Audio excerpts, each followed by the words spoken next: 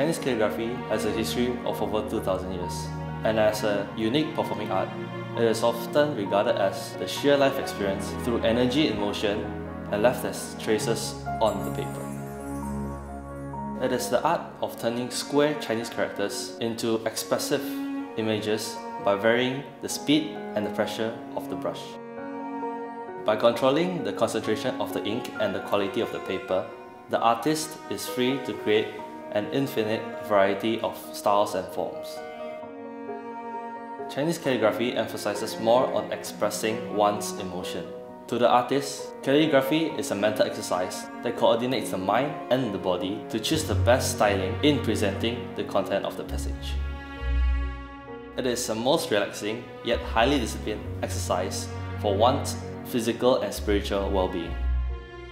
Chinese calligraphy emphasizes on the 4 treasures of studies. In Chinese, we call it 文房四宝. The 4 treasures of studies are brush, ink stick, inkstone, and paper. The traditional brush can be traced back to the Neolithic age. It was then improved by Meng Tian, a general of the Qin dynasty. The brushes are usually made of animal hair attached to the bamboo stick. Various kinds of animal hair can be used, like rabbit, ox, wolf, goat, and even chicken. Different kinds of animal hair have different properties. They can be categorized into different sizes, large, medium, or small. At the same time, they can be categorized into different stiffness, soft, medium, or hard. The hair from different animals can be combined to form different textures and different stiffness of the brush. The ink is commonly made by burning pine wood or other types of wood. After burning, the dense air is then mixed with glue and compressed into sticks. After shaping, it takes about 2 years or even more in a dry and dark environment for the ink stick to dry. The paper is usually made from parts of the rice plant, like the rice straw or the rice flour. The paper in the olden days are thin and light, and ink can be absorbed very easily. An inkstone is literally a stone mortar for grinding and containment of the ink. The traditional ink is usually solidified into sticks for easy transport and preservation. The ink will be ground on the flat surface of the inkstone with water. By mixing the ink with different amount of water, the artist is free to create different densities of the ink and also create different shades of black and grey.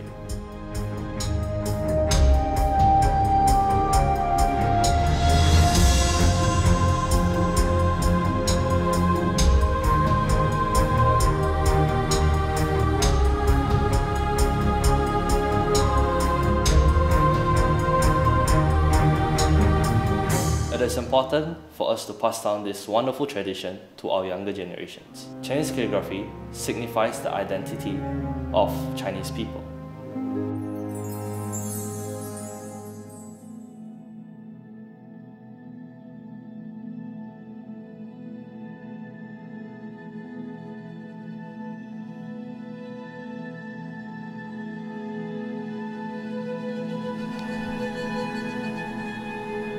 Tai Chi is a slow set of exercise originated from China, usually practiced by the seniors. No matter where you go around the world, you will see a group of seniors practicing Tai Chi, as Tai Chi is known for its health benefit or cultivating Qi.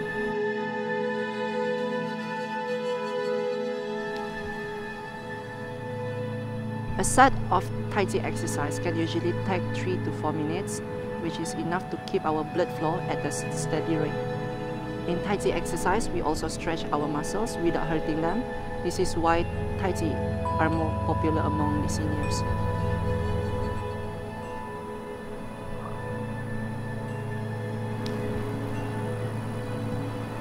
Other than benefiting our physical health, Tai Chi is also good for our mental health.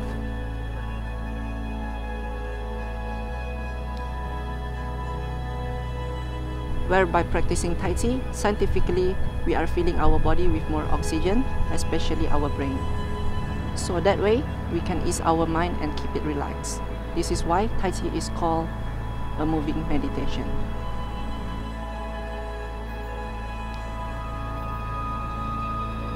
As for the younger generation, mostly will practice Tai Chi for its martial art use. Though movements in Tai Chi are slow, it is still applicable and lethal when it's used in combat situations.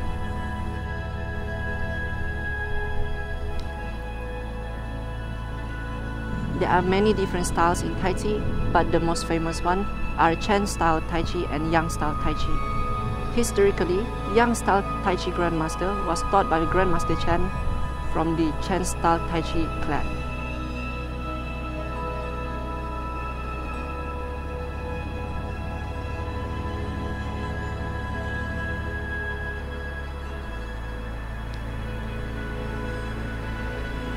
Not only barehanded, Tai Chi can also be practiced with weapons, especially sword, or we call it jian.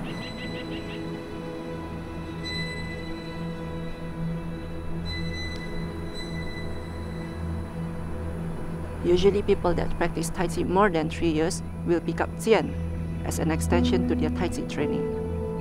Practicing Tai Chi jian is not easy, as in the routine it demands us to use more power or fa li. Tai Chi is not just a set of exercise. Tai Chi is a treasure that we should pass down to our next generation, so it will never die.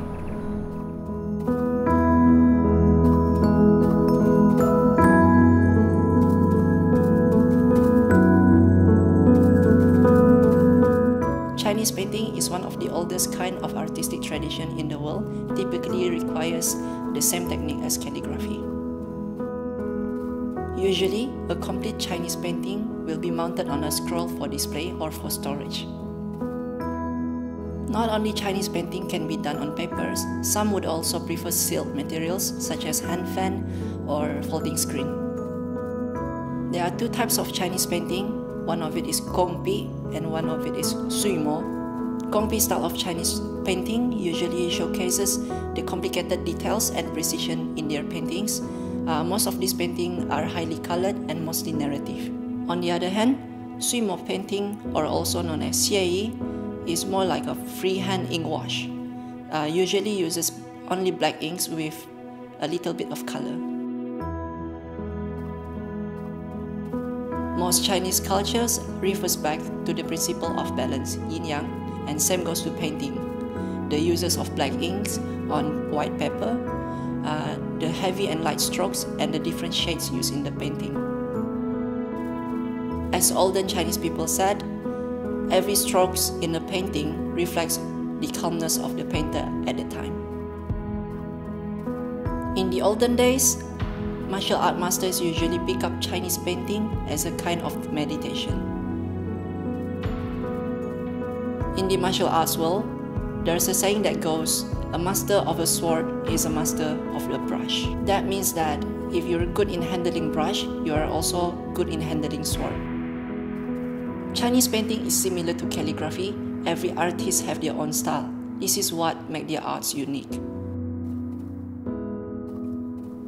I hope through this documentary, we can open the eyes of our younger generations to show them how beautiful this art is.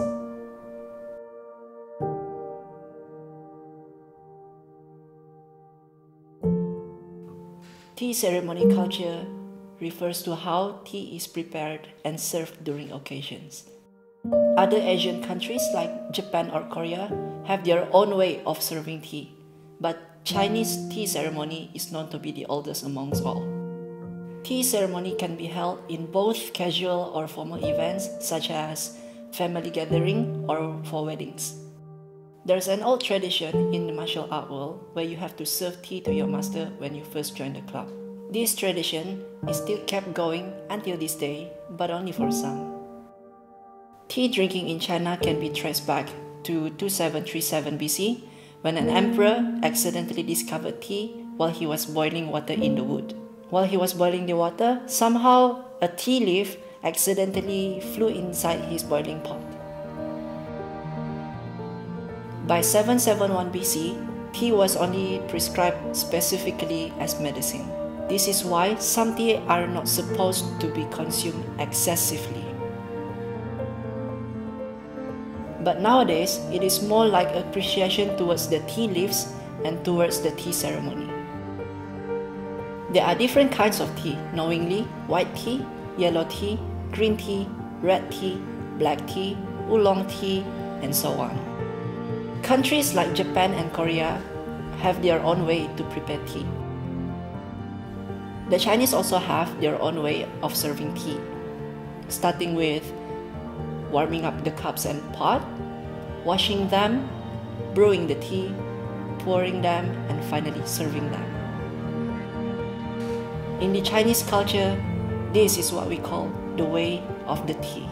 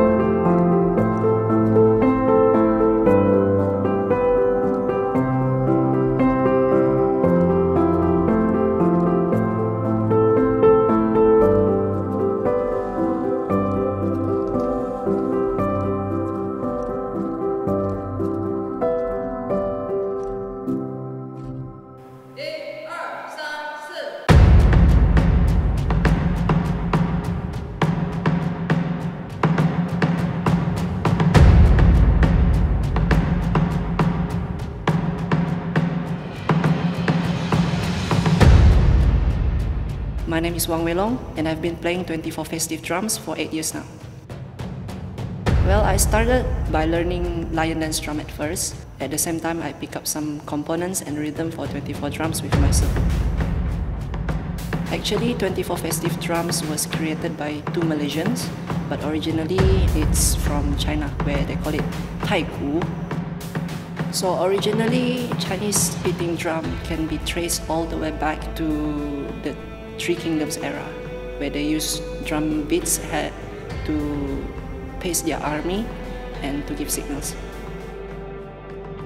So the techniques in 24 festive drums are very crucial and have to be precise. It could be as simple as how you handle the drumsticks, how you stand, how hard you should hit the drum and where you should hit it, and most importantly is the discipline when you play. This school have been conducting 24 Festive Drums Club for 3 years now, and I've been coaching 20 students for now. So the idea of 24 drums actually that it represents 24 festivals in the Chinese lunar calendar. On each drum usually they will write the name of each festival. What I hope in future when I retire is that my students will continue this legacy of 24 festive drums, bearing in mind that our culture is our identity. So far we've been performing all over the country, and I can see that audiences, mostly local people, they enjoy this beautiful art. My name is Fu Zhongliang, and I've been playing 24 festive drum for 3 years. It actually strengthened our sense of unity because we need to be very united in order to make the performance near to perfect. My name is Tan Wei Kang. I'm 15 years old. I've been practicing 24 festive drum for 3 years.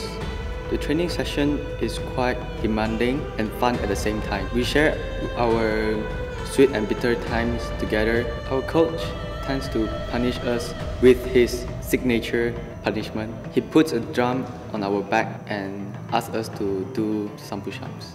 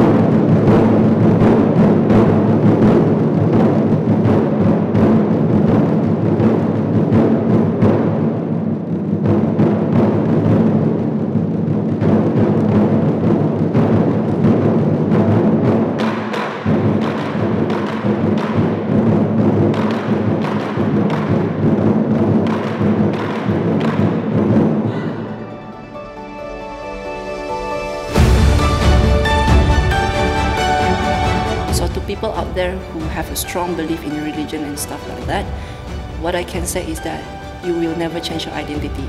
A culture is just a culture. It doesn't affect your religion or belief.